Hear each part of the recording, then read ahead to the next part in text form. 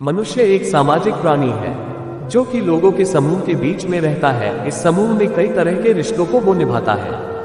कुछ रिश्ते निस्वार्थ होते हैं जबकि अधिकतर रिश्तों की नींव स्वार्थ पर टिकी होती है।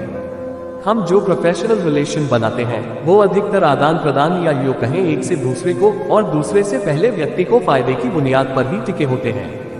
मैं यह नहीं कह रहा कि सभी रिश्तों के पीछे स्वार्थ ही होता है, लेकिन हाँ, आज की दुनिया में अधिकतर इंसान अपना फायदा देखकर ही रिलेशन बनाते हैं। दोस्तों, ऐसा कई बार होता है कि हम किसी दुविधा में फंस जाते हैं और हमें किसी की राय की जरूरत पड़ती है।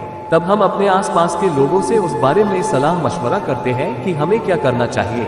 कई बार उनकी राय हमें सही रास्ते का मार्ग दिखाती है तो कभी और ज्यादा हमारे नुकसान का सबब बन जाती है।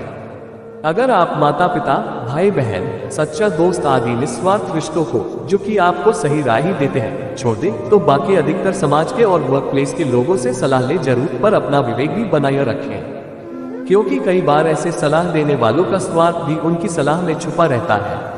इसलिए सुने सबकी पर माने अपने विवेक और अंतरात्मा की। एक बार एक आदमी अपने छोटे से बालक के साथ एक घने जंगल से जा रहा था। तभी रास्ते में उस बालक को प्यास लगी और उसे पानी पिलाने उसका पिता उसे एक नदी पर ले गया। नदी पर पानी पीते पीते अचानक वो बालक पानी में गिर गया और डूबने से उसके प्राण निकल गए। वो आदमी बड़ा दुखी हुआ और उसने सोचा कि इस घने जंगल में इस बालक की अंतिम क्रिया किस प्रकार करूं। तभी उसका रोना सुनकर एक गिद्ध, सियार और नदी से एक कछुआ वहां आ गए और उस आदमी से सहानुभूति व्यक्त करने लगे। आदमी की परेशानी जानकर सब अपनी अपनी सलाह देने लगे। सियार ने लार टपकाते हुए कहा, ऐसा करो, इस बालक के शरीर को इस जंगल में ही किसी चट्टान के ऊपर छोड़ जाओ, धरती माता इसका उद्धार कर देगी। तभी गिद्ध अपनी खुशी छुपाते हुए बोला, नहीं, धरती पर तो इसको जानवर खा जाएंगे। ऐसा करो, इसे किसी वृक्ष के ऊपर डाल दो ताकि सूरज की गर्मी से इसकी अंतिम गति अच्छी हो जाएगी। उन दोनों की बातें सुनकर कछुआ भी अपनी भूख को छुपाते हुआ बोला, नहीं, आप इन दोनों की बातों में मत आओ। इस बालक की जान पानी में गई है, इसलिए आप इसे नदी में ही बहा दो। और इसके बाद तीनों अपने अपने कहे अनुसार उस आदमी पर जोर डालने लगे।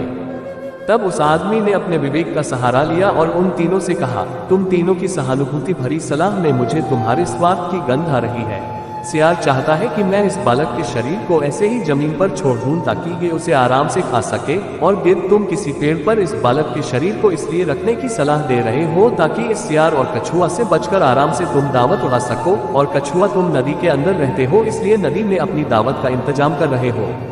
तुम्हें सलाह देने के लिए धन्यवाद, लेकिन मैं इस बालक के शरीर को अग्नि को समर्पित करूंगा, ना कि तुम्हारा भोजन बनने दूंगा। यह सुनकर वो तीनों अपना सा मुंह लेकर वहां से चले गए। दोस्तों, मैं यह नहीं कह रहा हूं कि हर व्यक्ति आपको स्वार्थ भरी सलाह ही देगा, लेकिन आज के इस कम्पिटिटिव युग में हम अगर अपने विवेक की छलनी से किसी सलाह को छान ले तो शायद ज्यादा सही रहेगा।